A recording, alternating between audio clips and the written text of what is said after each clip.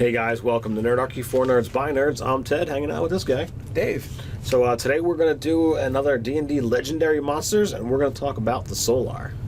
But before we get into that, if you guys haven't signed up for the newsletter, you can do that by going to the description below, where you're going to get weekly nerdy tips for RPGs, as well as learn how to game with Nerdarchy. So the Solar is going to be found on page 18 of your trusty monster manual. Don't forget to read the awesome little quip in the beginning over on page 15, because there's some cool stuff there. Well, yeah, basically it talks about angels being like divine shards of the gods themselves that they've just kind of scooped up and spit out. And the interesting thing is that even though the angels' alignments may be lawful good, they'll serve gods of any good. Yeah, of any good alignment, because it goes on to explain that even a chaotic good deity understands that of the lawful good servant is actually going to carry out their laws, their whims much because they're following their lawful nature to do what he says. Yes, or she, as the case may be. Or it. Now, I think the Solars are really cool. Anytime you start getting into these legendary creatures, it can be ridiculously powerful. And Nerdarchy has fought a Solar. I thought we fought the lower version. It was a Solar. Oh, because you changed the dragon to this thing. No. It was in the Meat Grinder with Andrew Knapp. Oh. The opening monster was the Solar. That's right.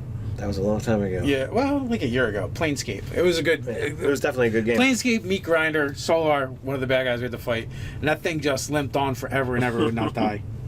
Well, the thing has AC 21 and 243 hit points, so that's pretty badass. And I think it even got a killer too. Oh yeah. And it's got the abilities to do it. Absolutely. So one thing, like stats, these things are just freaking beasts. Yes, and I went and looked at other powerful creatures. As I said, they're a challenge 21, and their lowest stat is their dex at a 22. After that, everything is between 25 and 30. So statistically, they're going to be good at passing saving throws regardless of what it is. Whether it's a good saving throw or not. Right. If it's a spell, then they get advantage on that saving throw. So that's going to up their chances. So you'll probably not want to use spells against these guys. You had made mention that the most recent Sage Advice talked about when you wild shape, your hit points for the time being are the creature you shape shift into. So things like Power Word Kill or the Solar Slaying Longbow, you become I don't know if there's any animals that actually have over 100 hit points. I'm certain there is. If there is, there's not many. They're few and far between. Well, because you think about it, like the highest CR monster in the book, or animal, not monster, in here is the T-Rex, and that's only a CR 7. So, so I'm not sure how many hit points that gives you, but still, like, if you were just hit by the arrow of slaying, you just took 2d8 plus 6 plus 6d8. Right. So you just took 9d8 plus 6. So even if, you have over 100, you better have, like, a significant amount as a buffer. That's true. All right, so the T-Rex, as you asked, has 136 hit points. So they can literally do that in one arrow, and you could be like, okay, you're down 40 hit points. Oh, and drop a saving throw. What's that saving throw for? To see if you're dead. Because the interesting thing about the Sage Advice is, like, it doesn't drop you out of wild shape form. It just kills you. It just kills you because it's not doing, there's spell effects that aren't doing, hit point damage. Right. So that is something to be aware of for you druids out there. Now, when it says in here that an actual RP section, I know there's some players out there who are going to hate hearing this kind of thing, but it says. You lost it. I'll paraphrase. It says when an angel is sent to aid the PCs or aid citizens or whatever have you, they're not sent there to serve. They're there to command. So be weary about using this if you have people at your table, Scott, that that don't like to be told what to do. I'm the PC. Yeah. And when an angel is sent to aid mortals, it is not sent to serve but to command. The gods therefore send their angels among mortals only in response to the most dire circumstances. So it's one of those things, like there's people who are going to despise that situation, and as a DM, you have to do it properly. So if you're putting it out there, you have to realize that you're going to be telling your PCs literally what to do through the voice of the Solar, and some people aren't going to like that. They're not going to like that. But essentially, like, that's like the voice of God talking to you, going, "This is what I require of you. This is what you're going to do. You go that way. You go that way. You just sit still because you're a problem." Yeah. So also it also talks about falling angels. So, basically, if an angel can be deceived, which is very difficult, but if they can be deceived into committing an evil act, they become a fallen angel. And so now it becomes like a monster that you can use against any player. Right. And plus, like, there's they totally make the awesome villain where like they're super righteous. Did you see the Constantine movie? Oh, absolutely. Wasn't it an angel that basically said like she was still good in her mind, right? But felt the only way to like make the earth good and pure is to get rid of the humans. Yep, pretty much. It was a great movie, and spoiler alert. Yeah, by the way, if you haven't seen Constantine by now, you're probably not going to. So yeah, it's been out for a while, but and I love that kind of villain, like where they're just so righteous that they're above the law. Yeah, and it's their good. It's not good. It's their good. It's their interpretation thereof, and that whole idea of killing all the humans is something that's been around and used in multiple films. In fact, Isaac Asimov's I, Robot. That was the thing. Like, the three laws of robotics. Eventually, as the robots got more aware, like the central computer was like, well, in order to protect humans, I need to protect them from themselves. Yeah. So it's like, crap. So these guys can actually make very interesting villains, whether you want to go the diabolical route, if you have evil party. Again, we always get we get the GM 911s where, hey, my players are being assholes and they want to murder Herbo with everything. Yeah, you don't have to go right to Solar. If you got a lower level party, feel free to use a Diva or a Planetar and work your way up to the Solar. But then again, like if they're murdering like favorite paladins and stuff, favorite priests and clerics, like and desecrating churches. So surprise attack. The Solar shows up in a boom of thunder and light and just launches an arrow of slaying at one of the party. And he's like, "Yep, you're dead." Yeah. Even if you pass your save, you're still on the ground because you've taken so much damage. It's ridiculous. So maybe for our next GM 911, we'll just be like, our solution is Solars, all of them, all 24 show up, because there are only 24.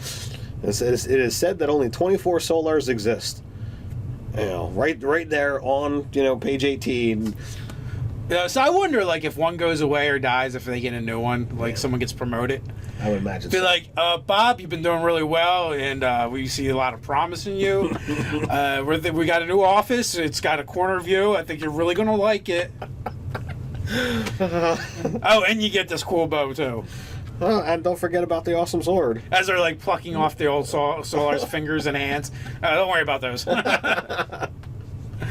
Yeah. So.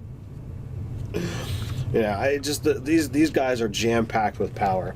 I kind of was like, all right, well, let's look at some of the other badasses in the monster world, just because, like I said, their stats are impressive. If you look at the Tarask, he's got 2 impressive stats, and that's maxing out strength and con at a 30. But everything else is junk in comparison. But then again, their challenge is 30. So I was like, well, let's find a dragon that has an equal CR. And that is your Ancient Copper. So the Ancient Copper and the Solar are both a challenge 21. And if you look at the resistances and immunities between the two, the Solar has got it down pat. Now, realistically, you're not going to fight a Solar without magical weapons. I mean, there's some classes that have it, between first and third level. So, like, you're not fighting a Solar at that range anyway. It's not really a big deal. The Dragon has got it down pat with hit points, but the Solar's got it with mobility and options. The Dragon only gets to attack with its legendary actions, whereas the Solar gets mobility and debilitating attacks. You can, technically take one non-tank per round out of the fight by blinding him. And since the creature can fly and it can teleport, there's nothing to say that it can't teleport up. The dragon's stats, Dex is of course low because dragons never have decent dexes. Their armor classes are exactly the same. The wisdom and charisma, actually, all the mental stats are below for the dragon. The Solar's just got them beat. The cons are close. The strength is close. So I mean, you've got some equal comparison here, but I think it would be Well, it really speaks to the CR system of 5th edition was one of its weaknesses, because it really is a little more art than science. Mm-hmm. But because they're definitely not equal, right? In my opinion. I mean, also, unless you're using the spellcasting option for the dragon, optional. They don't have any spells where we have invisibility at will, we have blade barrier, and we have weather control.